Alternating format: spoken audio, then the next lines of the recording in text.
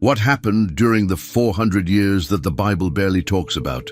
Between Israel's greatest victory and their first king lies a period so dark, so chaotic, that most people skip right over it.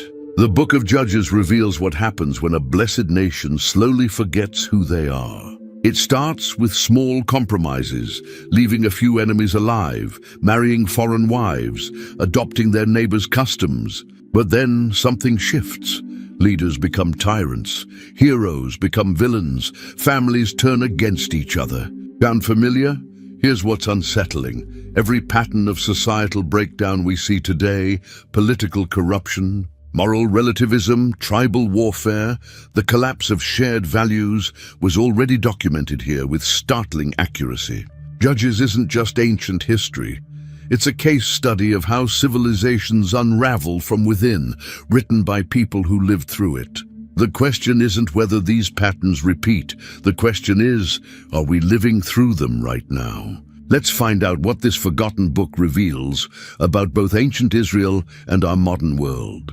Joshua was dead, and the massive task of finishing what he started now fell to the individual tribes. The first chapter of Judges opens with a question that would define everything that followed.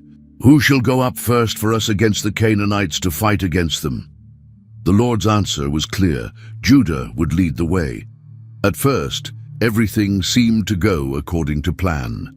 Judah gathered their forces and asked their brother tribe Benjamin to join them, saying, "Come up with us into our territory, that we may fight against the Canaanites, and we likewise will go with you into your territory." This was smart military strategy. Two tribes working together could accomplish what one tribe might struggle with alone. The early victories were impressive.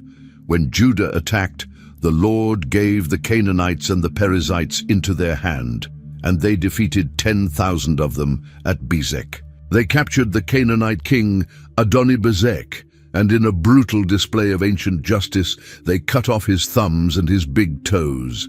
The king himself admitted this was fitting punishment, saying, 70 kings with their thumbs and their big toes cut off used to pick up scraps under my table. As I have done, so God has repaid me. Judah's momentum continued as they took Jerusalem, putting it to the sword and setting it on fire. They conquered the hill country, the Negeb, and the lowland. They even defeated the giant descendants of Anak in Hebron, killing Sheshai, Ahiman, and Talmai, names that still carried fear from the days when the 12 spies first scouted the land. But then something troubling happened. Right in the middle of these victories, the text records a small but significant failure. But the people of Judah could not drive out the Jebusites, the inhabitants of Jerusalem. So the Jebusites dwell with the people of Judah at Jerusalem to this day. This wasn't supposed to happen. God had promised that no enemy could stand before them. Yet here were the Jebusites, still living in Jerusalem, the very city that would later become David's capital and the site of Solomon's temple. It was like winning a war, but leaving the enemy in control of your future capital city. The reason given was simple but revealing: iron chariots. The Canaanites had advanced military technology, and suddenly that seemed more real to Israel than God's promises. Faith was supposed to conquer iron, but instead, iron became an excuse for incomplete obedience. What started with Judah's small compromise quickly spread to the other tribes like a disease. The house of Joseph, the tribes of Ephraim and Manasseh, decided to attack Bethel. They sent spies who found a man coming out of the city and made him a deal. "Please, show us the way into the city and we will deal kindly with you." The man showed them a secret entrance and they conquered the city, keeping their promise by letting him and his family go free. But here's where things got interesting and troubling. Instead of completing their conquest, they started making exceptions. The text records failure after failure with an almost mechanical repetition. Manasseh did not drive out the inhabitants of Beth Shean and its villages, or Taanach and its villages, or the inhabitants of Dor and its villages, or the inhabitants of Ibleam and its villages. or the inhabitants of Megiddo and its villages, for the Canaanites persisted in dwelling in that land. Each tribe seemed to have their own version of the same story. Ephraim did not drive out the Canaanites who lived in Gazer, so the Canaanites lived in Gazer among them. Zebulun did not drive out the inhabitants of Kitron or the inhabitants of Nahalol, so the Canaanites lived among them. Asher failed to drive out the people of Akko, Sidon, Alab, Akzib, Helba, Afik, and Rehob. The pattern was always the same: partial victory followed by compromise. But the most revealing detail comes in how they justified these failures. Instead of admitting they had disobeyed God's clear command to completely drive out the inhabitants, they found a way to make their disobedience seem practical. When Israel grew strong, they put the Canaanites to forced labor, but did not drive them out completely. This seems smart from a human perspective. Why kill potential workers when you could use them as slaves? Why waste good labor when you could put it to work building your cities and farming your fields? It was the ancient equivalent of outsourcing. Let someone else do the hard work while you enjoyed the benefits. But God had specifically commanded complete removal of these peoples for a reason. He knew something Israel was about to learn the hard way. You cannot make peace with what you're supposed to destroy. The consequences of Israel's compromises didn't take long to arrive. In the second chapter of Judges, we read about a divine messenger who came to deliver the most devastating news Israel had received since entering the Promised Land. Now the angel of the Lord went up from Gilgal to Bochim. This wasn't just any messenger. This was the angel of the Lord, the same divine presence who had appeared to Moses in the burning bush and had led Israel through the wilderness. His message was direct and crushing. I brought you up from Egypt and brought you into the land that I swore to give to your fathers. I said, I will never break my covenant with you, and you shall make no covenant with the inhabitants of this land. You shall break down their altars, but you have not obeyed my voice. What is this you have done? The implications were staggering. God had kept every single one of his promises. He had delivered them from Egypt, parted the Red Sea, fed them in the wilderness, and given them victory after victory in the Promised Land. The covenant was still intact from his side. He would never break it, but Israel had already broken their part of the agreement. The punishment was precisely calibrated to match their crime. Therefore I also said, I will not drive them out before you, but they shall become thorns in your sides, and their gods shall be a snare to you. Israel had chosen to spare their enemies. Now those enemies would become their permanent source of suffering. The place where this message was delivered became known as Bochim, which means weeping. When the people heard these words, they lifted up their voices and wept. But their tears came too late. The die was already cast. The enemies they had spared out of mercy or pragmatism would now torment them for generations. Even more tragic was what happened next in the narrative. The text records Joshua's death and the passing of his entire generation. And Joshua, the son of Nun, the servant of the Lord, died at the age of 110 years. With him died the last living memory of Egypt's plagues, the Red Sea crossing, Mount Sinai, and the miraculous conquest of Jericho and Ai. The next verse contains perhaps the most frightening sentence in the entire Old Testament. And there arose another generation after them who did not know the Lord or the work that he had done for Israel. In just one generation, the greatest story of divine intervention in human history had been forgotten. What happened next would define Israel for the next 4 centuries. Chapter 2, verses 11 through 19, describes the pattern that would repeat over and over like a broken record. And the people of Israel did what was evil in the sight of the Lord and served the Baals. It started with spiritual adultery. Instead of worshipping the God who had rescued them from Egypt, they went after other gods, from among the gods of the peoples who were around them, and bowed down to them. And they provoked the Lord to anger. These weren't distant theoretical gods. These were the gods of the very peoples they had failed to drive out completely. The result was swift and painful. So the anger of the Lord was kindled against Israel, and he gave them over to plunderers, who plundered them. And he sold them into the hand of their surrounding enemies, so that they could no longer withstand their enemies. The same enemies they had shown mercy to were now showing them none. But here's where God's character shines through, even in judgment. When Israel's suffering reached its breaking point, they would cry out to the Lord, and the Lord raised up judges, who saved them out of the hand of those who plundered them. These judges were special leaders, empowered by God's Spirit to deliver his people from oppression. You might think this would settle the matter, that after experiencing both God's judgment and his mercy, Israel would learn their lesson. But the cycle had a tragic inevitability. But whenever the judge died, they turned back and were more corrupt than their fathers, going after other gods, serving them and bowing down to them. They did not drop any of their practices or their stubborn ways. Each generation didn't just return to their father's level of rebellion, they exceeded it.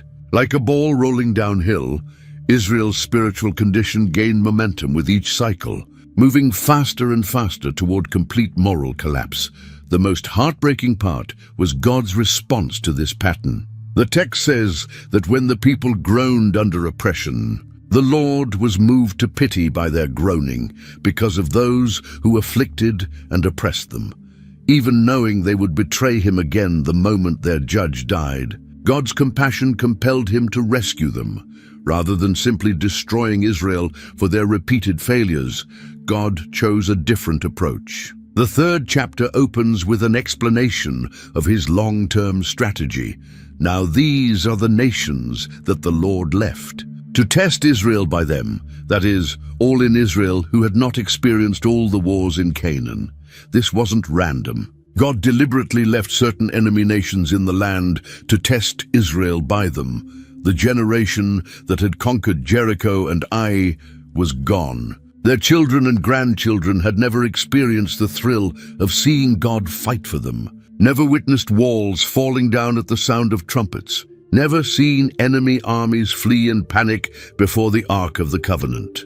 So God left the Philistines with their 5 rulers, all the Canaanites and the Sidonians and the Hivites who lived on Mount Lebanon, from Mount Baal-Hermon as far as Lebo-Hamath. These peoples would serve as Israel's ongoing final exam, a constant test of whether they would trust God or compromise with the world around them. The test had multiple purposes. First, it was to know whether Israel would obey the commandments of the Lord, which he commanded their fathers by the hand of Moses. Second, it was educational. The younger generation needed to learn warfare, needed to experience what it meant to depend on God in battle. But Israel failed the test almost immediately.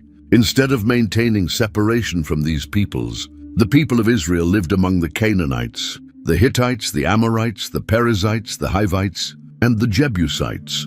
What started as coexistence quickly became integration, and their daughters they took to themselves for wives, and their own daughters they gave to their sons, and they served their gods. This was exactly what God had warned against. Intermarriage led to idol worship, and idol worship led to the complete abandonment of the covenant. The very people Israel was supposed to displace had instead displaced Israel's loyalty to their God. The first judge raised up by God was Othniel, the son of Kenaz, and Caleb's younger brother. His story begins in chapter 3, verse 7, with the familiar refrain, "And the people of Israel did what was evil in the sight of the Lord. They forgot the Lord their God and served the Baals and the Asheroth." The punishment was swift. Therefore the anger of the Lord was kindled against Israel, and he sold them into the hand of Cushan-Rishathaim, king of Mesopotamia. And the people of Israel served Cushan-Rishathaim 8 years, 8 long years of foreign oppression, 8 years of tribute payments, 8 years of humiliation for the people who were supposed to be God's treasured possession.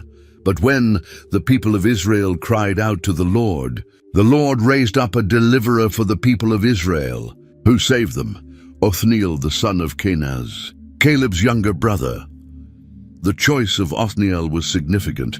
He came from Caleb's family, one of only 2 men from the original generation who had trusted God enough to want to enter the promised land. Immediately after the 12 spies returned from their mission, the key to Othniel's success was simple but profound. The Spirit of the Lord was upon him, and he judged Israel. When God's Spirit came upon him, Othniel became more than just a military leader. He became God's representative, empowered with divine authority and supernatural ability. The results were dramatic.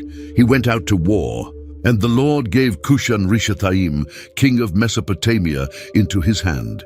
And his hand prevailed over Cushan-Rishathaim. This wasn't a close battle or a narrow victory. God gave the enemy king into Othniel's hand, and the judge's hand prevailed completely. The reward for faithfulness was exactly what God had always promised. So the land had rest 40 years. Then Othniel the son of Kenaz died. 40 years of peace, 40 years without war, 40 years without oppression. An entire generation grew up knowing nothing but prosperity and security under the leadership of a spirit-filled judge. Othniel's reign established the template for what a judge should be: spirit-empowered, militarily successful, and bringing lasting peace to the land. He was the standard by which all future judges would be measured, but the pattern of rebellion resumed as soon as Othniel died. Chapter 3, verse 12, records the predictable tragedy. And the people of Israel again did what was evil in the sight of the Lord. And the Lord strengthened Eglon, the king of Moab, against Israel, because they had done what was evil in the sight of the Lord. This time, God used Eglon of Moab as his instrument of judgment. The Moabites gathered allies, the Ammonites and the Amalekites, and attacked Israel, capturing the city of palms, which was Jericho. For 18 years, the people of Israel served Eglon, the king of Moab. When Israel finally cried out for deliverance, God raised up Ehud, the son of Gera, the Benjaminite, a left-handed man. The detail about Ehud being left-handed wasn't included for casual interest. It was crucial to his assassination plan. Ehud's strategy was brilliant and terrifying. He made for himself a sword with 2 edges, a cubit in length, and he bound it on his right thigh under his clothes.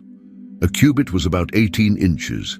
This was a serious weapon, not a small knife. And because he was left-handed, he wore it on his right side, where guards wouldn't expect to find a weapon.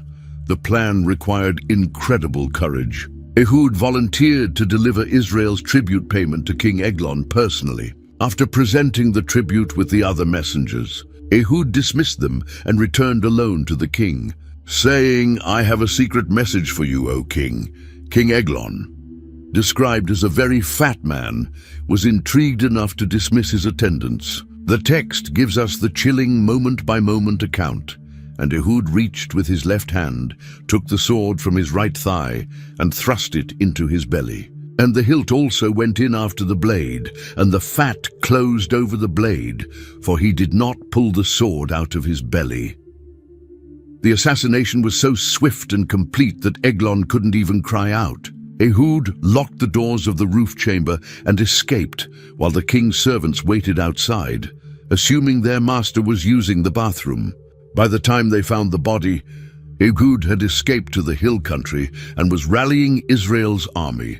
The victory that followed was total, and they killed at that time about 10,000 Moabites, all strong, able-bodied men. Not a man escaped. The result was the same as under Othniel, so Moab was subdued that day under the hand of Israel, and the land had rest for 80 years. The final verse of chapter 3 introduces us to the briefest judge in the entire book. After him was Shamgar, the son of Anath, who killed 600 of the Philistines with an ox goad, and he also saved Israel. Shamgar's entire story fits in one verse, but what a verse it is. An ox goad was a farming tool, a long wooden stick with a metal point used to prod cattle. It wasn't a weapon of war. It was what you grabbed when you were working in the field and suddenly found yourself under attack. 600 Philistines represented a significant military force, yet Shamgar defeated them all with nothing but a farming implement. This wasn't about superior strategy or better weapons. This was about God empowering an ordinary man with an ordinary tool to accomplish an extraordinary victory. The transition to chapter 4 brings us to another period of rebellion and another enemy oppression. And the people of Israel again did what was evil in the sight of the Lord after Ehud died. And the Lord sold them into the hand of Jabin, king of Canaan, who reigned in Hazor. This Jabin had a military advantage that seemed insurmountable. The commander of his army was Sisera, who lived in Harosheth Hagoyim. Then the people of Israel cried out to the Lord for help. For he had 900 chariots of iron, and he oppressed the people of Israel cruelly for 20 years. 900 iron chariots represented the most advanced military technology of the ancient world. These weren't just transportation, they were ancient tanks, mobile platforms for archers and spearmen that could break through infantry lines and run down fleeing soldiers. But God's answer to Israel's cry was unexpected. Now Deborah, who prophetess, the wife of Lapidoth, was judging Israel at that time. For the first and only time in the book of Judges, God raised up a woman as his chosen deliverer. Deborah's first act as judge was to summon a reluctant general. She sent and summoned Barak, the son of Abinoam, from Kadesh Naphtali, and said to him, "Has not the Lord, the God of Israel, commanded you, go, gather your men at Mount Tabor, taking 10,000 from the people of Naphtali and the people of Zebulun?" The strategy was clear. God would draw Sisera and his iron chariots to the Kishon River, where I will give him into your hand. But Barak's response revealed a troubling lack of faith. If you will go with me, I will go. But if you will not go with me, I will not go. Here was a general who was afraid to obey God's direct command unless a woman came with him to the battle. Deborah agreed to go, but her words carried a stinging rebuke. "I will surely go with you. Nevertheless, the road on which you are going will not lead to your glory. For the Lord will sell Sisera into the hand of a woman." After the battle at Mount Tabor ended with Sisera's death, something extraordinary happened that would echo through history. Chapter 5 opens with Deborah and Barak doing something that victorious generals rarely do. They sang. Then sang Deborah and Barak, the son of Abinoam, on that day, creating what became one of the most powerful victory songs ever recorded. This wasn't just celebration, this was poetry that captured the cosmic nature of what had just happened. The song began with a call that reached beyond Israel to every nation. "Hear, O kings, give ear, O princes. To the Lord I will sing. I will make melody to the Lord, the God of Israel." This victory belonged to God, and everyone needed to know it. Deborah's words painted a picture of divine intervention that went far beyond normal warfare. She described how God had moved from his ancient dwelling place to fight for his people. "Lord, when you went out from Seir, when you marched from the region of Edom, the earth trembled and the heavens dropped. Yes, the clouds dropped water. The mountains quaked before the Lord, even Sinai before the Lord, the God of Israel." The song then described just how desperate Israel's situation had been before God intervened. Roads weren't safe. Normal life had stopped completely. In the days of Shamgar, son of Anath, in the days of Jael, the highways were abandoned and travelers kept to the byways. The villagers ceased in Israel. They ceased to be until I arose. I, Deborah, arose as a mother in Israel. But when the call to battle came, some tribes stepped up while others stayed home. Each group that answered got their moment of honor in the song. Ephraim came from their territory, whose root is in Amalek. Benjamin marched among your peoples, and from Machir came down commanders. And from Zebulun those who bear the lieutenant's staff. The most beautiful praise went to ordinary people who became heroes. My heart goes out to the commanders of Israel who offered themselves willingly among the people. Bless the Lord, these weren't professional soldiers. They were farmers and shepherds who left their normal lives to fight for their freedom. Yet the song also named those who failed to show up when their brothers needed them. Some tribes received sharp criticism for their absence. Among the clans of Reuben, there were great searchings of heart. Why did you sit still among the sheepfolds to hear the whistling for the flocks? Among the clans of Reuben, there were great divisions of heart. Dan and Asher also received stinging rebukes for staying away from the battle. Dan, why did he stay with the ships? Asher sat still at the coast of the sea, staying by his landings. When the nation was fighting for its life, these tribes chose safety over solidarity. The heart of Deborah's song came when she described the actual battle and its shocking conclusion. Chapter 5, verse 19, set the scene with dramatic poetry. The kings came, they fought. Then fought the kings of Canaan at Tanakh by the waters of Megiddo. They got no spoils of silver. This was supposed to be Sisera's moment of triumph. He had brought together multiple kings, 900 iron chariots and veteran warriors. They had chosen their battlefield carefully at Megiddo, a strategic location perfect for chariot warfare. Victory should have been certain, but something incredible happened that no military manual could explain. From heaven the stars fought. From their courses they fought against Sisera. The torrent Kishon swept them away, the ancient torrent, the torrent Kishon. March on, my soul, with might. Heaven itself had joined the battle against Israel's enemies. The song then focused on the war's most unexpected hero, Jael, the Kenite woman who wasn't even an Israelite. Most blessed of women be Jael, the wife of Heber the Kenite. Of tent-dwelling women, most blessed. This nomad woman had done what Israel's entire army couldn't do. She had eliminated their greatest enemy. Deborah's poetry described Jael's actions with vivid, almost brutal detail. He asked for water and she gave him milk. She brought him curds in a noble's bowl. She sent her hand to the tent peg and her right hand to the workman's mallet. She struck Sisera. She crushed his head. She shattered and pierced his temple. The description continued with repetitive emphasis that hammered home the finality of Sisera's defeat. Between her feet he sank, he fell, he lay still. Between her feet he sank, he fell. Where he sank, there he fell, dead. The mighty general who had terrorized Israel for 20 years was dead at the hands of a tent-dwelling woman. But Deborah wasn't finished. In one of literature's most haunting passages, she imagined what was happening in Sisera's palace while he lay dead. Out of the window she peered. The mother of Sisera wailed through the lattice, "Why is his chariot so long in coming? Why tarry the hoofbeats of his chariots?" Sisera's mother was still expecting her son to return home victorious. Her court ladies tried to comfort her with dreams of the spoils he would bring. Her wisest ladies answer her. Indeed, she answers herself, "Have they not found and divided the spoil? A womb or two for every man. Spoil of dyed materials for Sisera, spoil of dyed materials embroidered, 2 pieces of dyed work embroidered for the neck as spoil." The irony was devastating.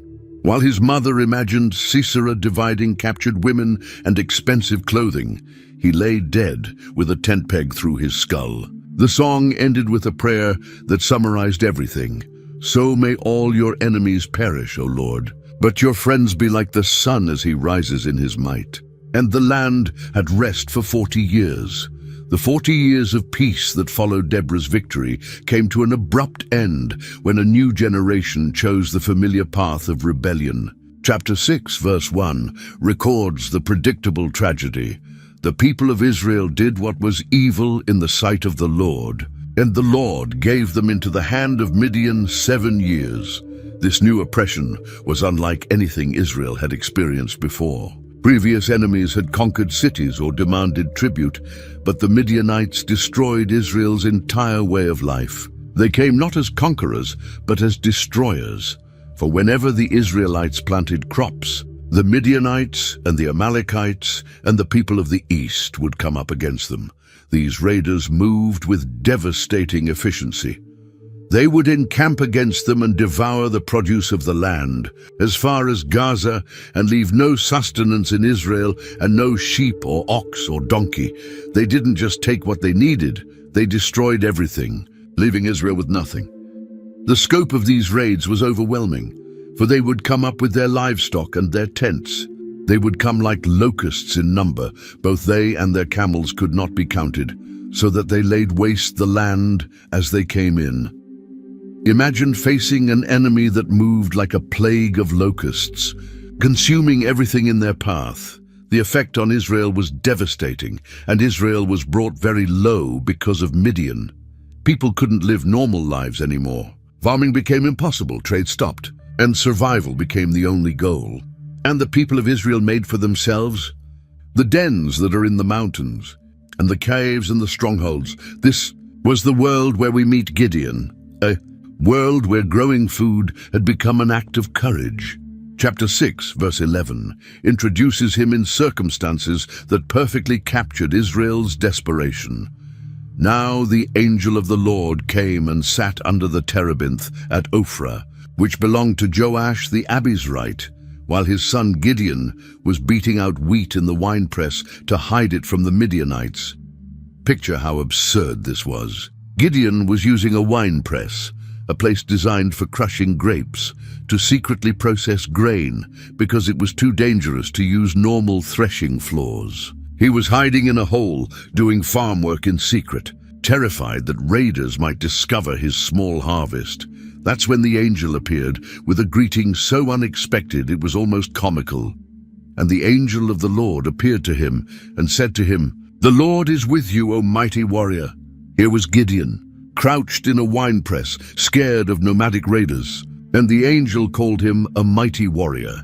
Gideon's response revealed exactly how he felt about God's protection. "Please, my Lord, if the Lord is with us, why then has all this happened to us? And where are all his wonderful deeds that our fathers recounted to us, saying, 'Did not the Lord bring us up from Egypt?' But now the Lord has forsaken us and given us into the hand of Midian." The angel's response was direct and shocking.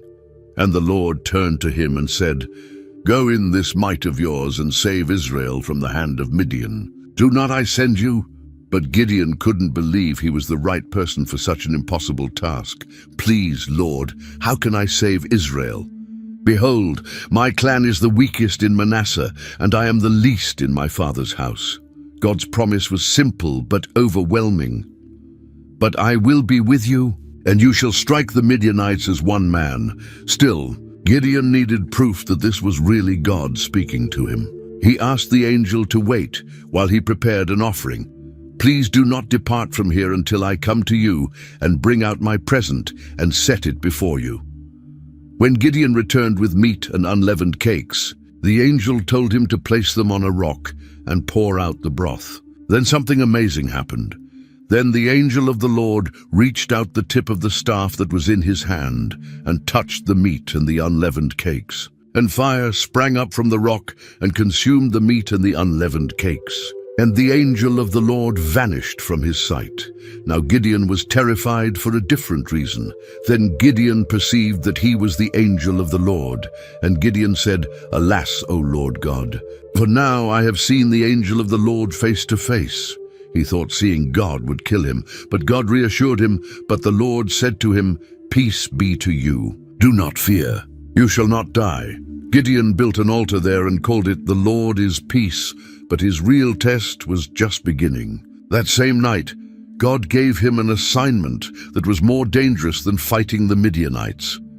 "Take your father's bull, and the second bull, 7 years old, and pull down the altar of Baal that your father has, and cut down the Asherah that is beside it."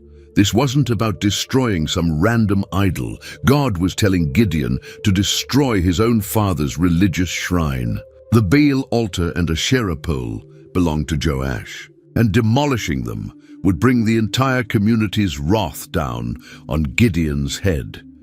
Chapter 6, verse 27, reveals exactly how frightened Gideon was of this assignment. So Gideon took 10 men of his servants and did as the Lord had told him. But because he was too afraid of his family and the men of the town to do it by day, he did it by night. Even with 10 helpers, he was too scared to do this in daylight. The next morning brought the expected fury, and when the men of the town rose early in the morning, behold, the altar of Baal was broken down, and the Asherah beside it was cut down, and the second bull was offered on the altar that had been built. The people were outraged and ready for blood. When they discovered Gideon was responsible, they demanded his father hand him over for execution. Then the men of the town said to Joash, "Bring out your son, that he may die, for he has broken down the altar of Baal and cut down the Asherah beside it." But Joash surprised everyone with his response. But Joash said to all who stood against him, "Will you contend for Baal, or will you save him? Whoever contends for him shall be put to death by morning. If he is a god, let him contend for himself, because his altar has been broken down." Still, Gideon needed more confirmation before facing the entire Midianite army. In one of the Bible's most famous stories, he asked God for a sign using a fleece of wool. Then Gideon said to God, "If you will save Israel by my hand, as you have said, behold, I am laying a fleece of wool on the threshing floor. If there is dew on the fleece alone, and it is dry on all the ground, then I shall know that you will save Israel by my hand, as you have said." God graciously gave him exactly what he requested. But Gideon still wasn't satisfied and asked for the opposite sign. Then Gideon said to God, "Let not your anger burn against me. Let me speak just once more. Please let me test just once more with the fleece. Please let it be dry on the fleece only, and on all the ground let there be dew." God patiently provided this confirmation too. When Gideon finally mustered his forces, the response was impressive. Chapter 7 verse 1 tells us, "Then Jerubbaal, that is, Gideon, and all the people who were with him rose early and encamped beside the spring of Harod, and the camp of Midian was north of them. By the hill of Moreh, in the valley, 32,000 men had answered Gideon's call to arms." That was a substantial force, certainly enough to challenge the Midianite raiders. But God immediately announced that this army was too large, and the Lord said to Gideon, "The people with you are too many for me to give the Midianites into their hand, lest Israel boast over me, saying, 'My own hand has saved me.'" God's first reduction was straightforward. "Now therefore proclaim in the ears of the people, saying, 'Whoever is fearful and trembling, let him return home and hurry away from Mount Gilead.'" The result was shocking. 22,000 men immediately left. That meant 2/3 of Gideon's army had been fighting while terrified, but even the remaining 10,000 were still too many for God's purpose. And the Lord said to Gideon, "The people are still too many. Take them down to the water, and I will test them for you there. And any one of whom I say to you, 'This one shall go with you,' shall go with you. And any one of whom I say to you, 'This one shall not go with you,' shall not go with you." The test was simple but revealing. So he brought the people down to the water. And the Lord said to Gideon, "Everyone who laps the water with his tongue, as a dog laps, you shall set by himself. Likewise, everyone who kneels down to drink." Most men knelt down and buried their faces in the water to drink deeply. But 300 men cupped water in their hands and lapped it while staying alert to their surroundings. The difference was significant. The men who knelt became completely vulnerable while drinking, but the 300 who lapped stayed ready for action. God's choice was clear, and the Lord said to Gideon, "With the 300 men who lapped I will save you and give the Midianites into your hand. And let all the others go, every man to his home." Now Gideon faced an impossible mission. The enemy force was described as vast beyond counting, and the Midianites and the Amalekites and all the people of the east lay along the valley like locusts in abundance, and their camels were without number, as the sand that is on the seashore in abundance. Against this massive army, Gideon had exactly 300 men, but God provided one final encouragement before the battle. He told Gideon to sneak down to the enemy camp with his servant, "But if you are afraid to go down to the camp with Purah your servant." and you shall hear what they say, and afterward your hands shall be strengthened to go down against the camp." That night, Gideon and Purah crept through the darkness to the edge of the massive enemy encampment. What they overheard there was better than any intelligence report they could have hoped for. Chapter 7, verse 13, records an extraordinary conversation between two Midianite soldiers. When Gideon came, behold, a man was telling a dream to his comrade. And he said, "Behold, I dreamed a dream, and behold, a cake of barley bread tumbled into the camp of Midian, and came to the tent, and struck it so that it fell, and turned it upside down, so that the tent lay flat." The second soldier's interpretation of this dream was even more remarkable. And his comrade answered, "This is no other than the sword of Gideon the son of Joash, a man of Israel. God has given into his hand Midian and all the camp." The enemy already knew they were going to lose before the battle had even begun. When Gideon heard this, his response was immediate. As soon as Gideon heard the telling of the dream and its interpretation, he worshipped. And he returned to the camp of Israel and said, "Arise, for the Lord has given the host of Midian into your hand." Now he was ready to implement God's unconventional battle plan. Gideon divided his 300 men into 3 companies and equipped them with the strangest weapons in military history. And he put trumpets into the hands of all of them and empty jars, with torches inside the jars. No swords, no spears, no armor, just musical instruments, pottery, and fire. The strategy required perfect coordination. And he said to them, "Look at me and do likewise. When I come to the outskirts of the camp, do as I do. When I blow the trumpet, I and all who are with me, then blow the trumpets also on every side of all the camp and shout, 'For the Lord and for Gideon.'" At midnight, when the camp was quiet and the guards had just changed shift, Gideon's plan went into effect. So Gideon and the 100 men who were with him came to the outskirts of the camp at the beginning of the middle watch, when they had just set the watch. And they blew the trumpets and smashed the jars that were in their hands. The simultaneous action of all 300 men created chaos in the darkness. Then the 3 companies blew the trumpets and broke the jars.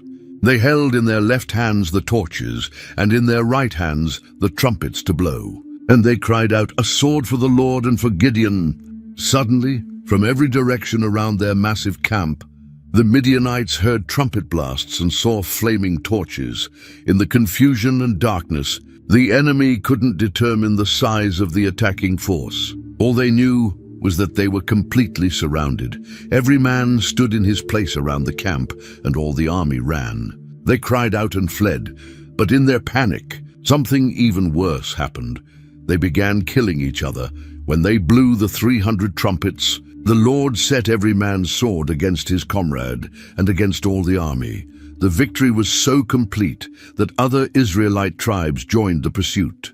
And the men of Israel were called out from Naphtali, and from Asher, and from all Manasseh. And they pursued after Midian. The Midianite army that had terrorized Israel for 7 years was completely destroyed in a single night. The victory over Midian was total, but it immediately created new problems for Gideon. The tribe of Ephraim was angry about being excluded from the main battle. Then the men of Ephraim said to him, "What is this that you have done to us, not to call us when you went to fight against Midian?" And they accused him fiercely. Gideon's response showed real diplomatic wisdom, and he said to them, "What have I done now in comparison with you? Is not the gleaning of the grapes of Ephraim better than the grape harvest of Abiezer? God has given into your hands the princes of Midian, Oreb and Zeb. What was I able to do in comparison with you?" Then their anger against him subsided when he said this. But as Gideon pursued the remaining Midianite kings across the Jordan, a darker side of his character began to emerge. When his exhausted army reached the city of Sukkoth, he asked for basic provisions. "Please give loaves of bread to the people who follow me, for they are exhausted, and I am pursuing after Zebah and Zalmunna, the kings of Midian." The response from Sukkoth's leaders was both practical and insulting, and the officials of Sukkoth said, "Are the hands of Zebah and Zalmunna already in your hand? that we should give bread to your army. They were afraid to help Gideon in case he failed, and the Midianite kings returned to punish them. Gideon's reaction revealed a growing appetite for revenge. So Gideon said, "Well then, when the Lord has given Zebah and Zalmunna into my hand, I will flail your flesh with the thorns of the wilderness and with briars." The same thing happened at Penuel, where the leaders also refused help, and Gideon threatened to tear down their defensive tower. After successfully capturing both Midianite kings, Gideon kept his promises of vengeance. At Succoth he carried out his threat, and he took the elders of the city, and he took thorns of the wilderness and briars, and with them taught the men of Succoth a lesson. At Penuel, his revenge was even more severe, and he broke down the tower of Penuel and killed the men of the city. The execution of the two captured kings revealed how personal this conflict had become for Gideon. He discovered they had killed his brothers at Tabor. Then he said to Zebah and Zalmunna, "Where are the men whom you killed at Tabor?"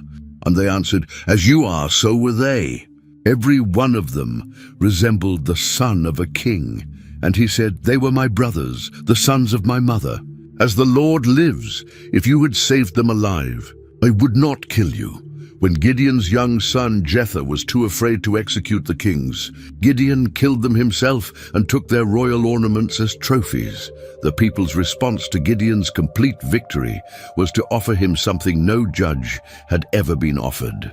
Then the men of Israel said to Gideon, "Rule over us, you and your son and your grandson also, for you have saved us from the hand of Midian." They wanted to make him their king and establish a dynasty. Gideon gave the theologically correct answer, and Gideon said to them, "I will not rule over you, and my son will not rule over you. The Lord will rule over you." But then he made a request that would cause generations of trouble. And Gideon said to them, "Let me make a request of you. Every one of you give me the earrings from his spoil." For they had golden earrings. Because they were Ishmaelites, the people were happy to honor their hero, and they answered, "We will willingly give them." And they spread out a cloak, and every man threw in it the earrings from his spoil. The amount of gold was staggering, 1,700 shekels, plus additional ornaments and royal clothing. What Gideon did with this treasure created a spiritual disaster. And Gideon made an ephod of it and put it in his city in Ophrah. And all Israel whored after it there, and it became a snare to Gideon and to his family. The man who had torn down his father's Baal altar had created a new idol that led Israel astray. For the remainder of Gideon's lifetime, Israel enjoyed the peace his victory had brought. So Midian was subdued before the people of Israel, and they did not raise their heads anymore. And the land had rest 40 years in the days of Gideon. The man himself prospered greatly during these decades of peace. Gideon's personal life reflected his success and status. Now Gideon had 70 sons, his own offspring, for he had many wives. This was the lifestyle of a king, even though he had refused the title. Among his many relationships was one that would prove particularly destructive, and his concubine, who was in Shechem, also bore him a son. And he called his name Abimelech. The moment Gideon died, everything he had accomplished began to unravel. As soon as Gideon died, the people of Israel turned again and whored after the Baals and made Baal-berith their god. The people forgot not only their God, but also the man who had saved them. And the people of Israel did not remember the Lord their God, who had delivered them from the hand of all their enemies on every side. And they did not show steadfast love to the family of Jerubbaal, that is, Gideon, in return for all the good that he had done to Israel.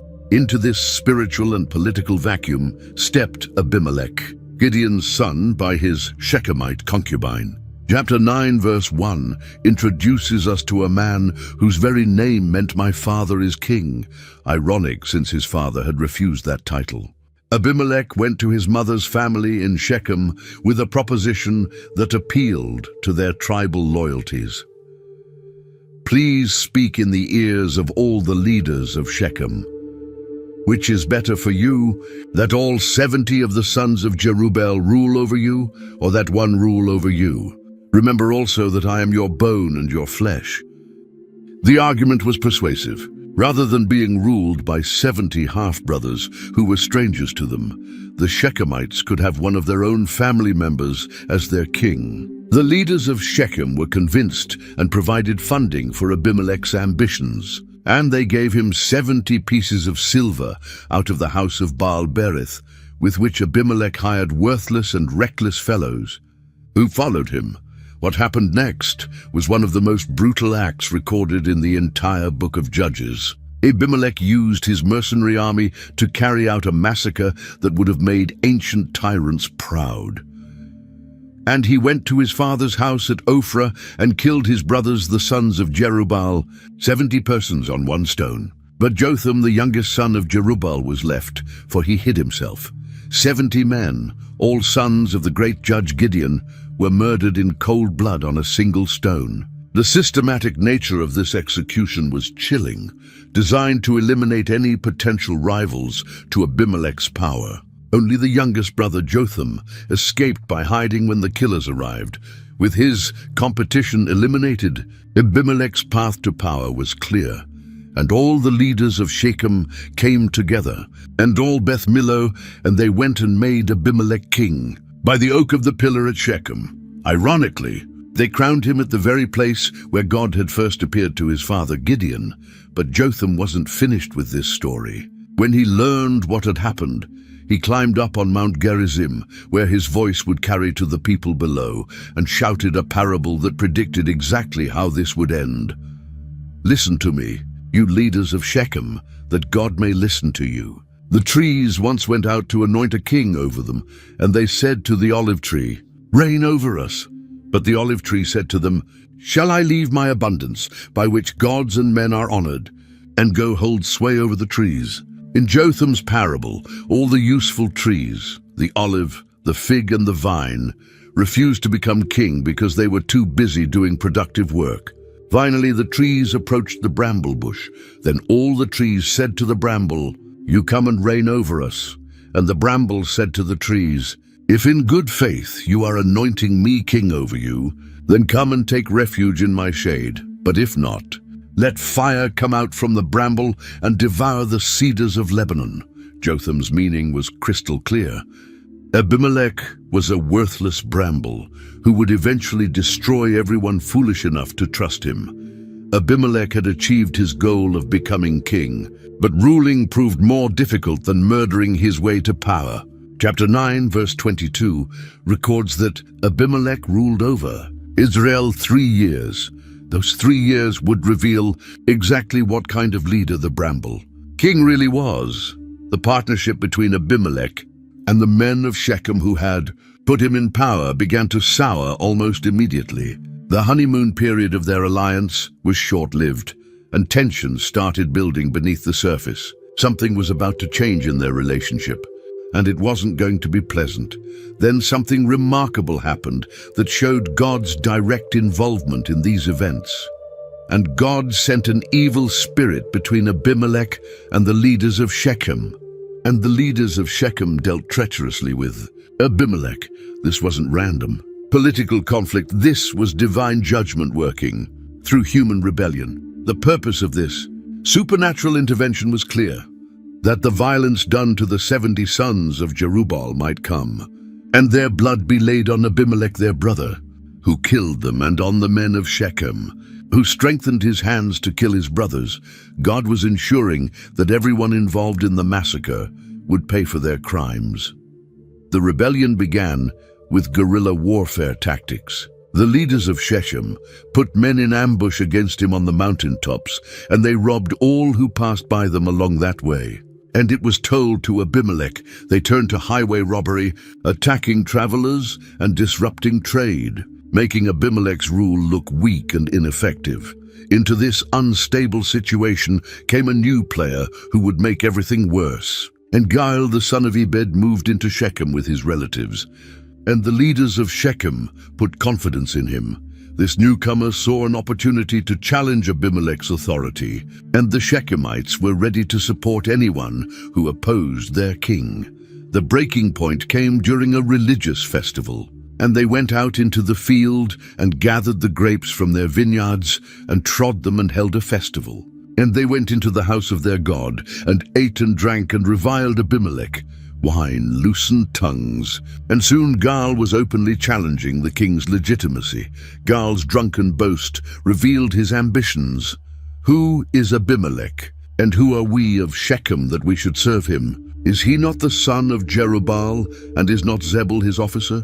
Serve the men of Hamor, the father of Shechem. But why should we serve him? Would that this people were under my hand. Then I would remove Abimelech. I would say to him, increase your army, and come out.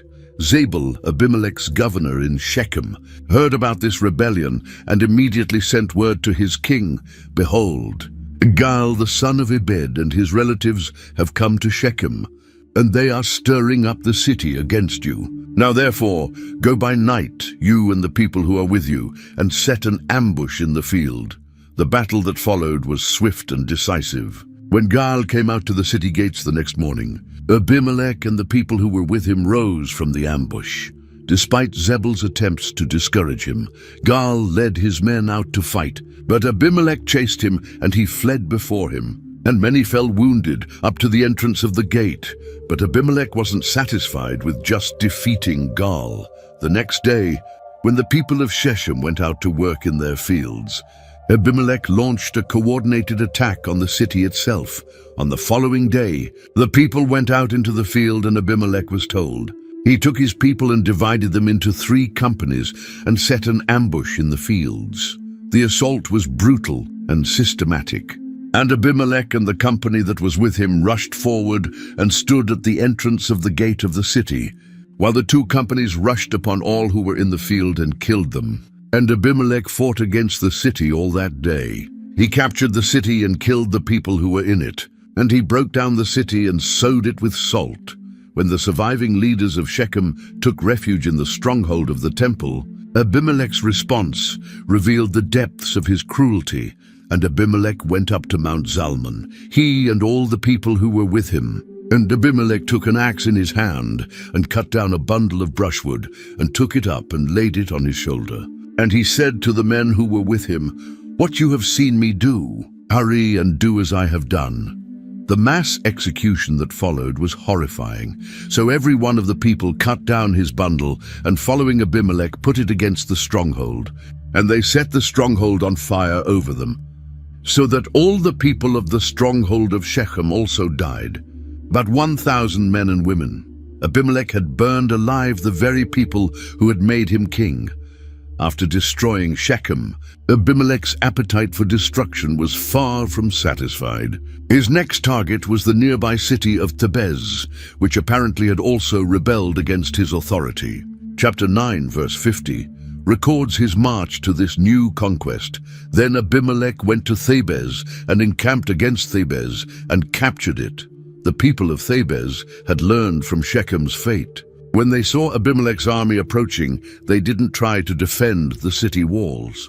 Instead, there was a strong tower within the city, and all the men and women and all the leaders of the city fled to it and shut themselves in. And they went up to the roof of the tower. This tower was their last hope, a fortified building designed to withstand siege warfare. The entire population of the city, both men and women, had crowded inside, hoping its thick walls would protect them from Abimelech's fury. Abimelech had used fire effectively at Shechem, and he decided to use the same tactic here. And Abimelech came to the tower and fought against it and drew near to the door of the tower to burn it with fire. He approached the entrance personally, probably carrying burning material to set the wooden door ablaze. But as Abimelech moved close to the tower's base, something unexpected happened from above, and a certain woman threw an upper millstone on Abimelech's head and crushed his skull. This wasn't a small stone. An upper millstone was a heavy piece of equipment used for grinding grain, probably weighing 30 to 40 pounds. The irony was devastating. The man who had terrorized cities and burned people alive was brought down by an unnamed woman with a piece of household equipment. His military career, his royal ambitions, his reign of terror, all ended in an instant by someone who wasn't even a soldier. But even dying, Abimelech was concerned about his reputation. The thought of being killed by a woman was more humiliating to him than death itself. Then he called quickly to the young man, his armor-bearer, and said to him, "Draw your sword and kill me, lest they say of me, 'A woman killed him.'" And his young man thrust him through, and he died. The young armor-bearer obeyed his king's final command, but everyone knew the truth. Abimelech's death became a cautionary tale that would be remembered for generations. When King David later wanted to remind someone about the dangers of getting too close to city walls during a siege, he asked, "Who killed Abimelech, the son of Jerubbesheth? Did not a woman throw an upper millstone on him from the wall so that he died at Thebez?" The moment Abimelech died, his entire army melted away. And when the men of Israel saw that Abimelech was dead, everyone departed to his home. There was no dynasty, no succession plan, no loyal followers willing to continue his work. The Bramble King's reign ended as suddenly as it had begun. The biblical writer's final assessment was simple but profound. Thus, God returned the evil of Abimelech, which he committed against his father by killing his 70 brothers. And God also made all the evil of the men of Shechem return on their heads, and upon them came the curse of Jotham, the son of Jerubbaal. Jotham's parable had proven prophetic. The bramble had indeed destroyed the cedars of Lebanon, but in the end, fire had come out from the bramble and consumed everything, including itself. After the violence and chaos of Abimelech's reign, Israel desperately needed stability. Chapter 10, verse 1, introduces us to the man who provided it. After Abimelech, there arose to save Israel Tola the son of Puah, son of Dodo, a man of Issachar, and he lived at Shamir in the hill country of Ephraim. Tola's story is told in just 2 verses, but those verses represent 23 years of peace and prosperity. And he judged Israel 23 years. Then he died and was buried at Shamir. No dramatic battles, no miraculous victories, no supernatural interventions, just faithful leadership that gave Israel nearly a quarter century of stability. This might seem boring compared to the exciting stories of other judges, but Tola's quiet effectiveness was exactly what Israel needed after Abimelech's destructive reign. Sometimes the greatest leaders are those who prevent crises rather than solve them, who maintain peace rather than win wars. When Tola died, another peaceful leader took his place, and after him arose Jair the Gileadite, who judged Israel 22 years. Jair's reign lasted almost as long as Tola's, giving Israel another 2 decades of stability and growth. The details we're given about Jair paint a picture of prosperity and organization. And he had 30 sons who rode on 30 donkeys, and they had 30 cities, which are called Havoth Jair to this day, which are in the land of Gilead. This wasn't just about personal wealth. It showed that Jair had established a network of settlements and administrative centers throughout his territory. The fact that each of Jair's sons had his own donkey and his own city to govern shows how peaceful and prosperous these times were. In dangerous periods, people couldn't afford to spread out into 30 different settlements. But under Jair's leadership, the land was safe enough for this kind of expansion and development. And Jair died and was buried in Kamun.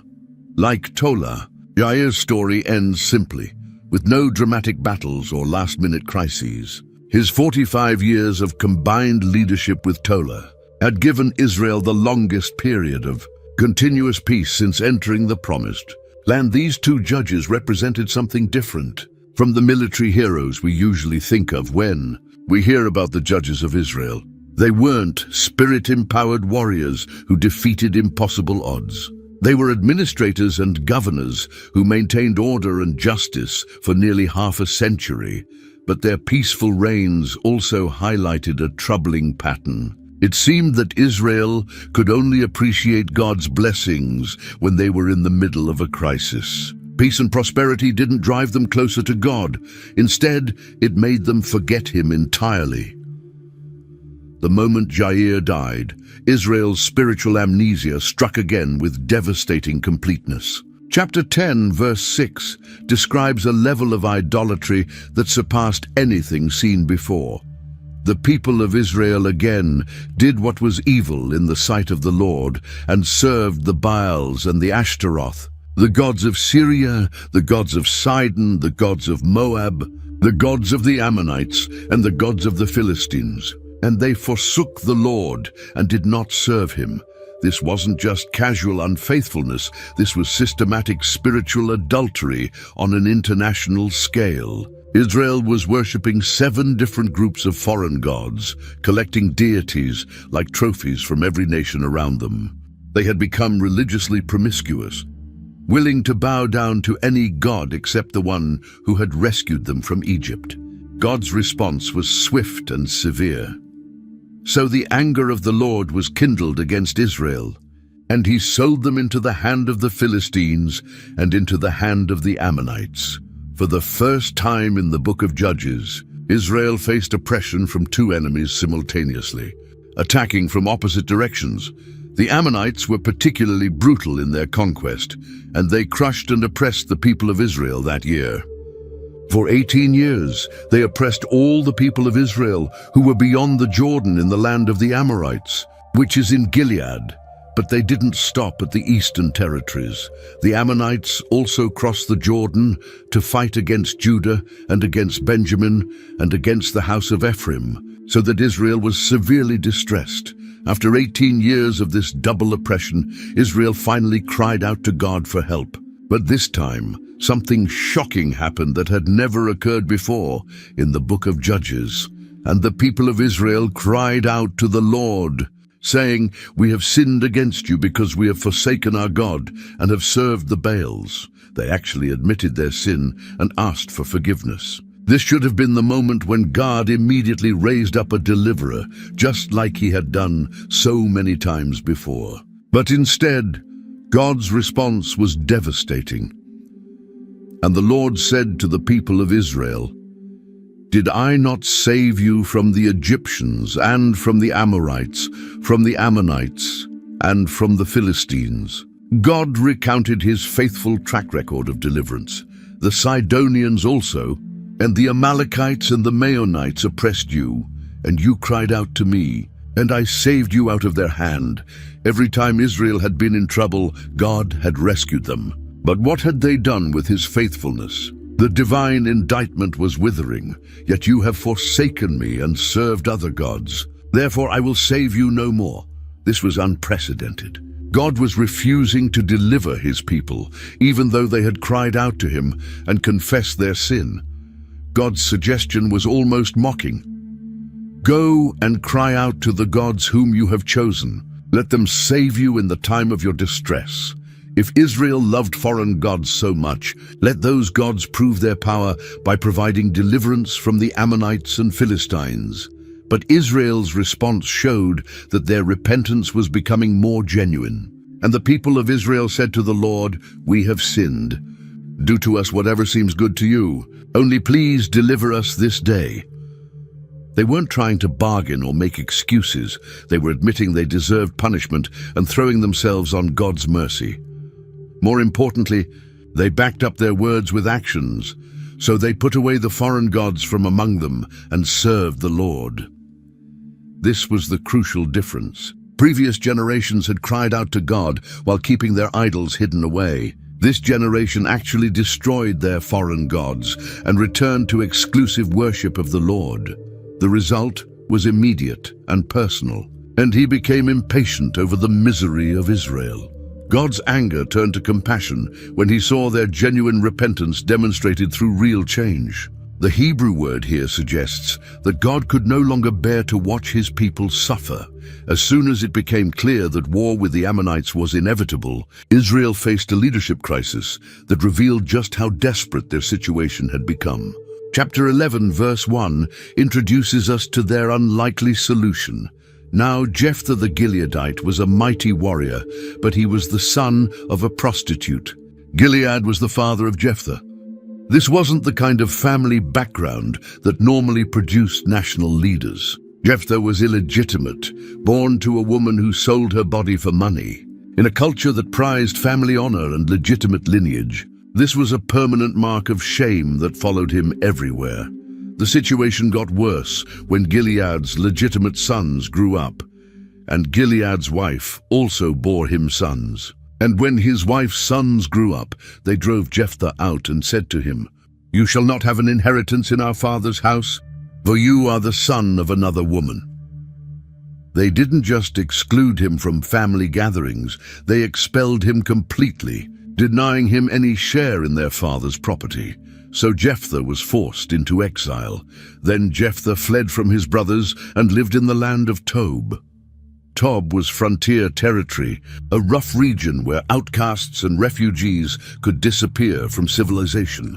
It was the ancient equivalent of the Wild West, beyond the reach of law and order. But Jephthah didn't just hide in Tob, he built a new life there. Unworthless fellows collected around Jephthah and went out with him. These weren't necessarily criminals, but they were men who didn't fit into normal society. Younger sons with no inheritance, refugees from family conflicts, adventurers looking for opportunity. Jephthah became their leader, and together they formed what was essentially a mercenary band and went out with him. They hired themselves out as soldiers, raiders or protectors, making a living by their military skills in the lawless borderlands. Meanwhile, back in Gilead, the Ammonite threat was growing more serious every day. After a time, the Ammonites made war against Israel. The very people who had rejected Jephthah now found themselves facing an enemy they couldn't handle with their conventional leaders. Their desperation led to an ironic reversal. And when the Ammonites made war against Israel, the elders of Gilead went to bring Jephthah from the land of Tob. The same men who had supported his banishment were now traveling to beg for his help. Their approach was direct but awkward, and they said to Jephthah, "Come and be our leader, that we may fight against the Ammonites." They needed his military expertise and his band of experienced fighters, but they were asking him to risk his life for people who had rejected him. Jephthah's response was understandably bitter, but Jephthah said to the elders of Gilead, "Did you not hate me and drive me out of my father's house? Why have you come to me now when you are in distress?" Why should he help people who had treated him as worthless until they needed him? The elders' answer revealed just how desperate they had become. And the elders of Gilead said to Jephthah, "That is why we have turned to you now, that you may go with us and fight against the Ammonites, and be our head over all the inhabitants of Gilead." They weren't just asking him to be a temporary military commander. They were offering to make him their permanent leader. Jephthah wanted this commitment made public and official. Jephthah said to the elders of Gilead, "If you bring me home again to fight against the Ammonites, and the Lord gives them over to me, I will be your head." He would fight for them, but only if they guaranteed his position as their ruler. The agreement was formalized in a religious ceremony, and the elders of Gilead said to Jephthah, "The Lord will be witness between us if we do not do as you say." So Jephthah went with the elders of Gilead, and the people made him head and leader over them. And Jephthah spoke all his words before the Lord at Mizpah. The prostitute's son, who had been driven out in shame, was now the official leader of the very people who had rejected him. Before leading his army into battle, Jephthah did something that showed his wisdom and education. Rather than immediately attacking the Ammonites, he opened diplomatic negotiations to try to resolve the conflict peacefully. Chapter 11, verse 12, records his first diplomatic message. Then Jephthah sent messengers to the king of the Ammonites and said, "What do you have against me, that you have come to me to fight against my land?" The Ammonite king's response revealed his justification for the war, and the king of the Ammonites answered the messengers of Jephthah, "Because Israel took away my land when they came up from Egypt, from the Arnon to the Jabbok and to the Jordan, now therefore restore it peaceably."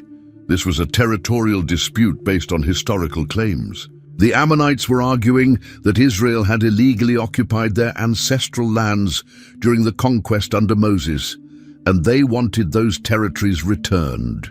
It sounded like a reasonable request on the surface, but Jephthah was well educated in Israel's history, and he responded with a brilliant legal and historical argument that demolished the Ammonite claims. His message, recorded in verses 14 through 27, was a masterpiece of ancient Near Eastern diplomacy.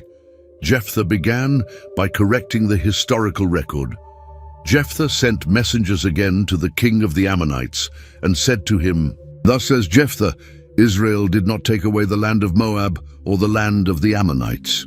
The Ammonites were confusing their territory with other lands that Israel had conquered.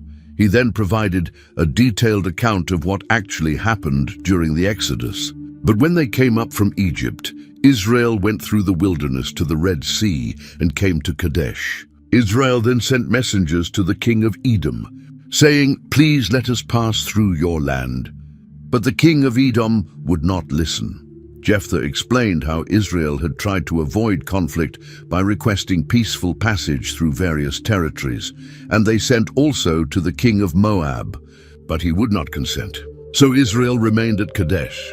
When diplomacy failed, Israel had gone around these lands rather than forcing their way through. The key historical point came next. Then they journeyed through the wilderness and went around the land of Edom and the land of Moab, and arrived on the east side of the land of Moab and camped on the other side of the Arnon. But they did not enter the territory of Moab, for the Arnon was the boundary of Moab. Israel had never conquered Ammonite or Moabite territory. Instead, they had asked permission to fight the Amorite king Sihon. Israel then sent messengers to Sihon, king of the Amorites, and king of Heshbon, and Israel said to him, "Please let us pass through your land to our country."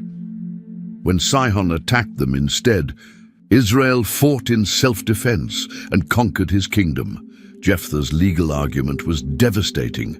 So the Lord, the God of Israel, dispossessed the Amorites from before his people Israel. And are you to take possession of them? The land the Ammonites claimed had never belonged to them. It had belonged to the Amorites, and God had given it to Israel through legitimate conquest. He then turned the tables on the Ammonite king with a challenge based on their own religious beliefs. "Will you not possess what Chemosh your God gives you to possess? And all that the Lord our God has dispossessed before us, we will possess." By their own logic, whatever their God gave them was theirs by right. So whatever Israel's God had given Israel was theirs by the same right. Jephthah concluded with a time-based argument that showed the weakness of the Ammonite claims. While Israel lived in Heshbon and its villages, and in Aroer and its villages, and in all the cities that are on the banks of the Arnon, 300 years, why did you not deliver them within that time? If these lands really belonged to the Ammonites, why had they waited 3 centuries to claim them? His final appeal was to divine judgment. "I therefore have not sinned against you, but you are doing me wrong by making war on me. May the Lord, the judge, decide this day between the people of Israel and the people of Ammon. Let God decide who was right through the outcome of battle." It was a brilliant argument that combined historical accuracy, legal precedent, religious reasoning, and diplomatic protocol. But the king of the Ammonites did not listen to the message of Jephthah that he sent to him. Sometimes even the best arguments fall on deaf ears, and war becomes inevitable. When diplomacy failed, Jephthah prepared for war. But before leading his army into battle, he made a religious vow that would haunt him for the rest of his life.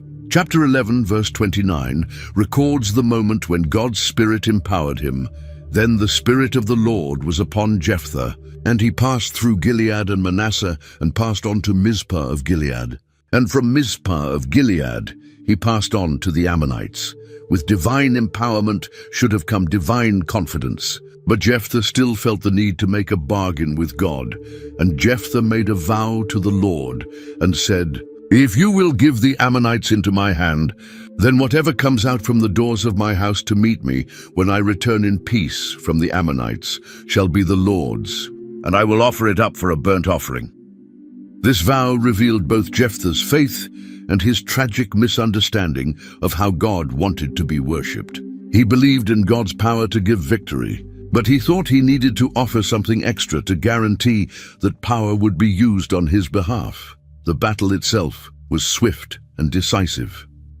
So Jephthah crossed over to the Ammonites to fight against them, and the Lord gave them into his hand. And he struck them from Aroer to the neighborhood of Minnith, 20 cities, and as far as Abel-keramim, with a great blow. So the Ammonites were subdued before the people of Israel. God had given Jephthah exactly what he had asked for, total victory over the Ammonites. 20 cities fell to Israel's army, and the Ammonite threat was completely eliminated. It was a triumph that secured Jephthah's reputation as one of Israel's greatest military leaders. But Jephthah's celebration was about to become the greatest tragedy of his life. Then Jephthah came to his home at Mizpah, and behold, his daughter came out to meet him with tambourines and with dances. She was his only child. Besides her, he had neither son nor daughter. The first person to come out of his house to greet the victorious general was his own daughter, his only child, dancing with joy at her father's safe return. The sight should have filled him with happiness, but instead it filled him with horror as he realized what his vow meant. Jephthah's reaction was immediate and devastating, and as soon as he saw her, he tore his clothes and said, "Alas, my daughter, you have brought me very low, and you have become the cause of great trouble to me. For I have opened my mouth to the Lord, and I cannot take it back." His daughter's response showed remarkable maturity and faith, and she said to him, "My father, you have opened your mouth to the Lord. To me according to what has gone out from your mouth, now that the Lord has avenged you on your enemies, on the Ammonites." She understood the seriousness of vows made to God and accepted her fate without complaint. But she asked for one thing: "Only let this thing be done for me. Leave me alone 2 months, that I may go up and down on the mountains and weep for my virginity, I and my companions." She wanted time to mourn the life she would never have, marriage, children, a normal future. Jephthah granted her request. So he said, "Go." Then he sent her away for 2 months. And she departed, she and her companions, and wept for her virginity on the mountains. Those 2 months must have been the longest of Jephthah's life, knowing what awaited his beloved daughter at the end. When the time was over, the unthinkable happened, and at the end of 2 months she returned to her father, who did with her according to his vow that he had made. The text doesn't give us details, but the implications are clear. Jephthah kept his vow, and his daughter paid the price for his rash promise. The tragedy was so profound that it became a permanent part of Israel's cultural memory. She had never known a man, and it became a custom in Israel that the daughters of Israel went year by year to lament the daughter of Jephthah the Gileadite 4 days in the year. Every year, young women would gather to remember and mourn the girl who died because of her father's hasty vow. Jephthah's victory over the Ammonites should have been a moment of national celebration, but instead it sparked the deadliest civil war in Israel's history. Chapter 12, verse 1, records how the conflict began. The men of Ephraim were called to arms, and they crossed to Zaphon and said to Jephthah, "Why did you cross over to fight against the Ammonites and did not call us to go with you? We will burn your house over you with fire." This wasn't the first time Ephraim had complained about being excluded from a military victory. They had confronted Gideon with similar accusations after his defeat of the Midianites. But this time, their threat was more serious. They were threatening to burn down Jephthah's house with him inside it. Jephthah's response was much sharper than Gideon's diplomatic answer had been.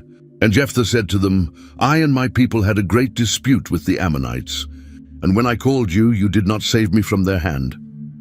He accused them of lying. He claimed he had asked for their help, and they had refused to give it. His justification for acting alone was based on their previous failure. And when I saw that you would not save me, I took my life in my hand and crossed over against the Ammonites, and the Lord gave them into my hand. Why then have you come up to me this day to fight against me? Since they wouldn't help when he needed them. They had no right to complain about being excluded from the victory. But this argument only made the Ephraimites angrier, and they escalated the conflict with an insult that cut to the heart of Gilead's identity. Then Jephthah gathered all the men of Gilead and fought with Ephraim. And the men of Gilead struck Ephraim, because they said, "You are fugitives of Ephraim, you Gileadites." In the midst of Ephraim and Manasseh, the Ephraimites had called the Gileadites fugitives, basically claiming they were runaway slaves or outcasts who didn't deserve to be considered a legitimate part of Israel. This was a devastating insult to people who had just proved their courage by defeating the Ammonites. The battle between these brother tribes was swift and decisive, and the Gileadites captured the fords of the Jordan against the Ephraimites. By controlling the river crossings, Jephthah's forces trapped the Ephraimite army on the wrong side of the Jordan, cutting off their escape route back to their own territory. What happened next created one of the most famous and terrifying stories in ancient literature. And when any of the fugitives of Ephraim said, "Let me go over," the men of Gilead said to him, "Are you an Ephraimite?" When he said no, they said to him, "Then say Shibboleth," and he said Sibboleth, for he could not pronounce it right. Then they seized him and slaughtered him at the fords of the Jordan. The word Shibboleth meant either stream or grain stalk in Hebrew, but the Ephraimites pronounced it differently than the Gileadites did. This regional accent difference became a death sentence. Ephraimite soldiers trying to escape across the Jordan were forced to take a pronunciation test, and those who failed were immediately executed. The scale of this massacre was staggering. At that time, 42,000 of the Ephraimites fell. 42,000 men died because they couldn't pronounce a single word correctly. It was genocide based on linguistic differences, brother killing brother over the way they talked.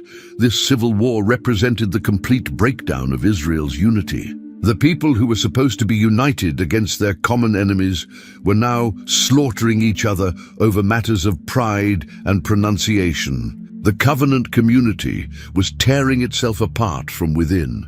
Jephthah's own end came soon after this terrible victory.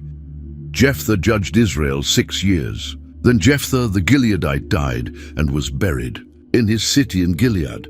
His brief reign had been marked by military success against foreign enemies and devastating violence against his own people. The chapter concludes with brief mentions of 3 more judges who followed Jephthah. After him, Ibzan of Bethlehem judged Israel.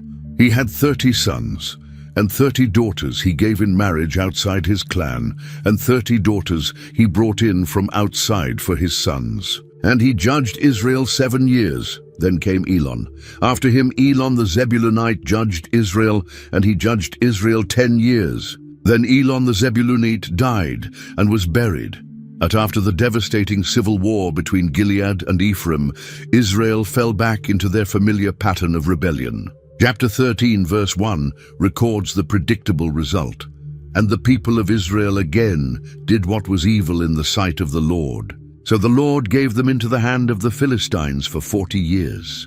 40 years was the longest oppression Israel had ever endured.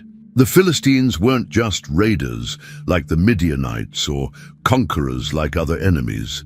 They were settlers who moved into the land and established permanent control over large areas. They brought advanced iron technology and military organization that made them almost impossible to defeat. But in the midst of this darkness, God was preparing something extraordinary. In the town of Zorah lived a man named Manoah from the tribe of Dan, and his wife was barren and had no children. In ancient times, childlessness was seen as a curse, and this couple had given up hope of ever having a family. Then something amazing happened, and the angel of the Lord appeared to the woman and said to her, Behold, you are barren and have not borne children, but you shall conceive and bear a son." This wasn't just any pregnancy announcement. This was a divine promise of a miracle child.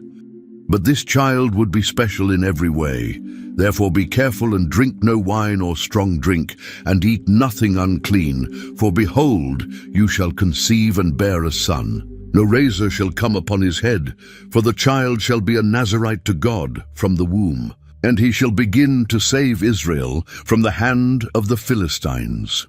When Manoah's wife told him about the angel's visit, he immediately prayed for confirmation.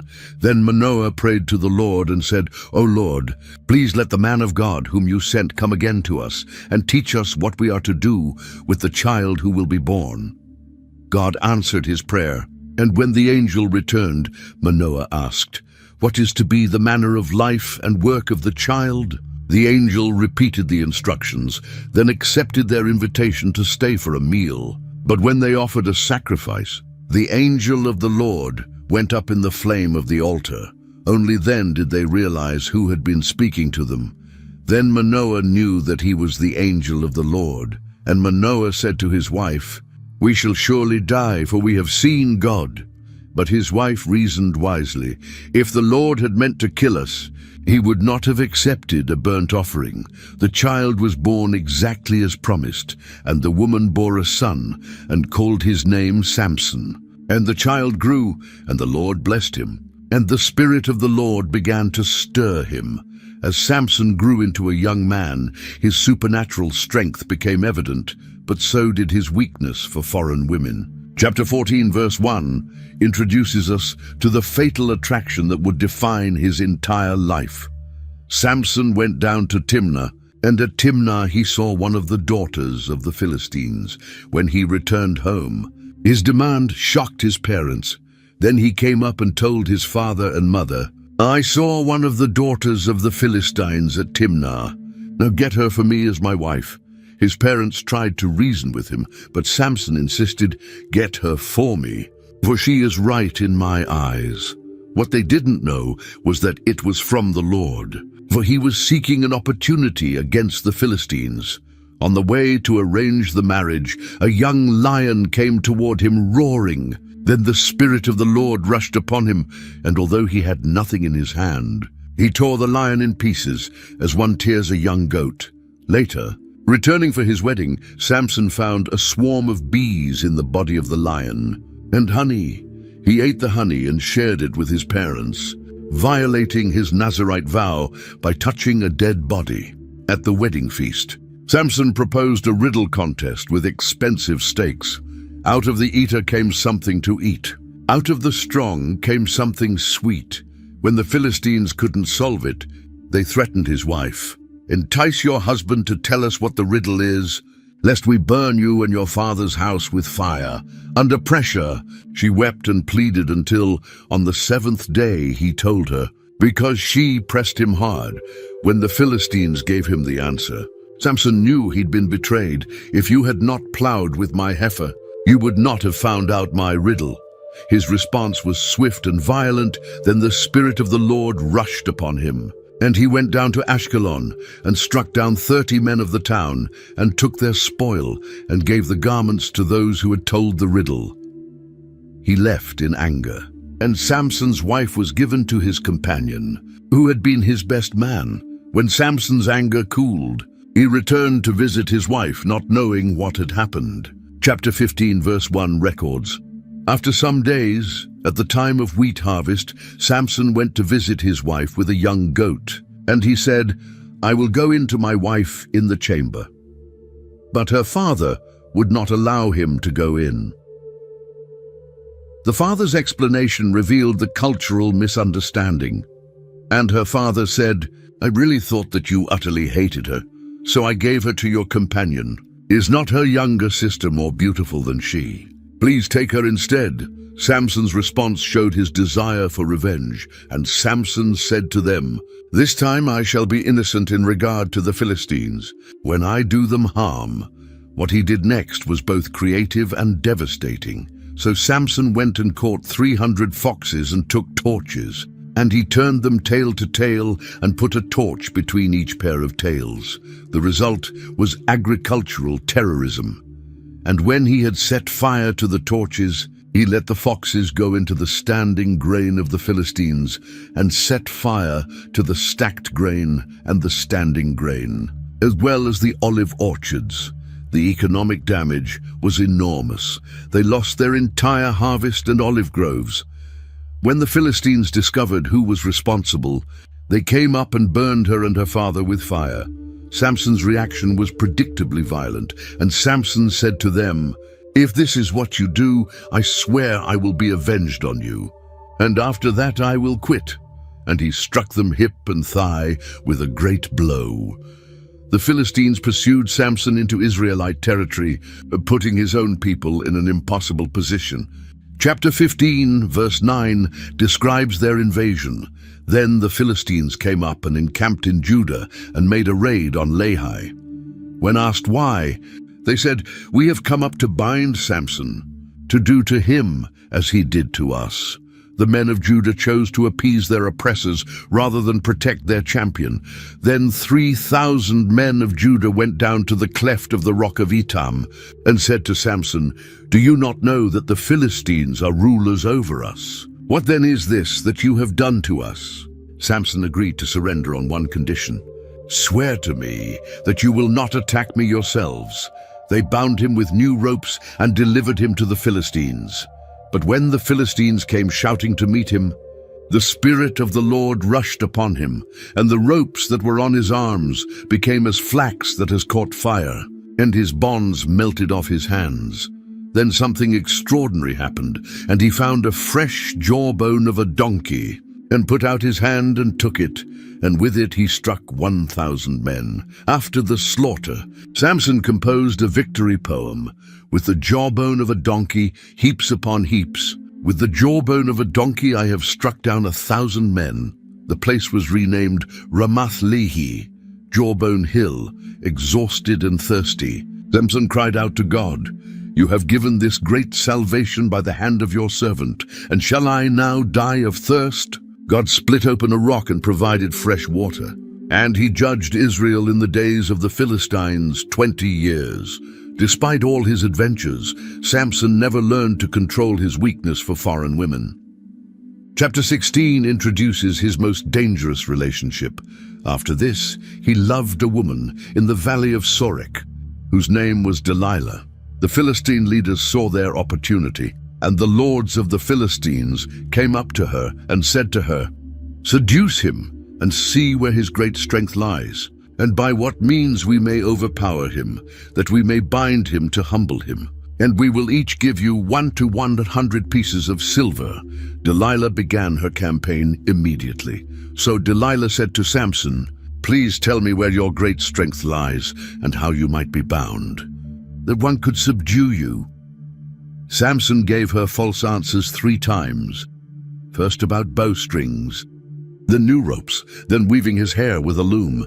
Each time, Delilah tested his claim with hidden men ready to capture him, and each time Samson easily broke free. Finally, she played her strongest card, and she said to him, "How can you say, 'I love you,' when your heart is not with me? You have mocked me these 3 times, and you have not told me where your great strength lies."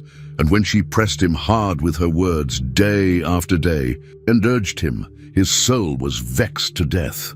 Samson's resistance finally broke, and he told her all his heart, and said to her, "A razor has never come upon my head, for I have been a Nazirite to God from my mother's womb. If my head is shaved, then my strength will leave me, and I shall become weak and be like any other man." Delilah knew this was the truth, and called the Philistine lords. She made him sleep on her knees, and she called a man and had him shave off the 7 locks of his head. Then she began to torment him, and his strength left him. When she shouted her familiar warning, Samson expected to break free as always. "I will go out as at other times and shake myself free." But he did not know that the Lord had left him. The Philistines' revenge was swift, and the Philistines seized him and gouged out his eyes and brought him down to Gaza and bound him with bronze shackles. and he ground at the mill in the prison. Samson's capture marked the beginning of the darkest period of his life. The mighty judge, who had killed thousands, was now grinding at the mill in the prison, work typically done by animals or the lowest slaves. It was designed to break his spirit as completely as they had broken his body. But the Philistines missed one crucial detail. But the hair of his head began to grow again after it had been shaved. With his hair came the possibility that his strength might return.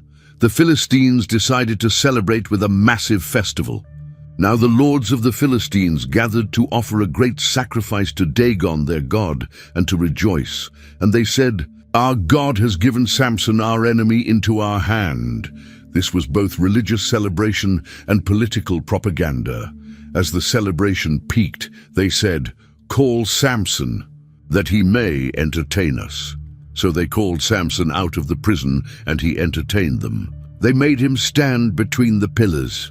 The temple was packed with all the lords of the Philistines, and about 3,000 men and women on the roof.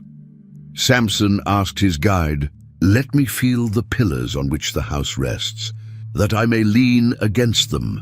He was positioning himself strategically between the two massive pillars that supported the roof structure.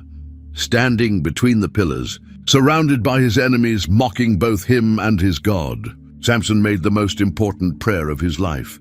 Then Samson called to the Lord and said, "O Lord God, you please remember me, and please strengthen me only this once, O God, that I may be avenged on the Philistines for my two eyes." This wasn't just personal revenge. Samson was asking for one final opportunity to serve God's purposes. And Samson grasped the two middle pillars on which the house rested, and he leaned his weight against them, his right hand on the one and his left hand on the other. His final words were both prayer and battle cry. And Samson said, "Let me die with the Philistines."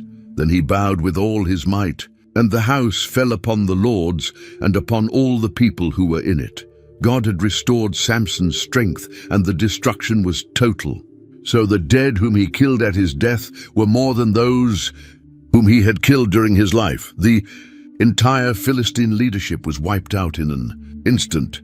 Then his brothers and all his family came down and took him and brought him up and buried him between Zorah and Eshtaol in the tomb of Manoah his father. Despite all his failures, Samson died serving God's purposes, and his final act dealt a devastating blow to Israel's oppressors. After Samson's death, the book of Judges shows us how completely Israel's society had broken down. Chapter 17 introduces Micah, who stole silver from his mother, then confessed, "The 100 pieces of silver that were taken from you, about which you uttered a curse, and also spoke it in my ears, behold, the silver is with me. I took it." His mother's response revealed their confused religion. "Blessed be my son by the Lord. I dedicate the silver to the Lord from my hand for my son, to make a carved image and a metal image." She used stolen money to make idols. Thinking this honored God, Micah created his own religion, and the man Micah had a shrine, and he made an ephod and household gods, and ordained one of his sons to be his priest. The narrator explains, "In those days there was no king in Israel. Everyone did what was right in his own eyes." The book's final story tells of a Levite whose concubine left him. When he went to bring her back, they stopped in Gibeah for the night. The men of the city surrounded their host's house. "Bring out the man who came into your house, that we may know him." They wanted to gang rape the Levite. When the mob refused other offers, the man seized his concubine and made her go out to them. And they knew her and abused her all night until the morning. She died from the assault. The Levite cut her body into 12 pieces and sent them throughout Israel, sparking a civil war that nearly destroyed the tribe of Benjamin. The book ends with its haunting refrain, "In those days there was no king in Israel. Everyone did what was right in his own eyes." Tentar Novament. If this exploration of Judges has opened your eyes to truths you've never seen before, do me a favor. Hit that subscribe button and ring the notification bell so you never miss our deep dives into Scripture. And please share this video with someone who needs to understand that even in the darkest times, God is still writing his story of redemption. The Judges period ended with chaos, but it was chaos with a purpose. Sometimes we have to see how bad things can get when we reject God's way before we're ready to embrace his perfect solution. That solution was coming, and his name was Jesus. What patterns from Judges do you see in our world today? Drop your thoughts in the comments below, and let's continue this conversation. Thanks for joining me on this journey through one of the Bible's most challenging but necessary books.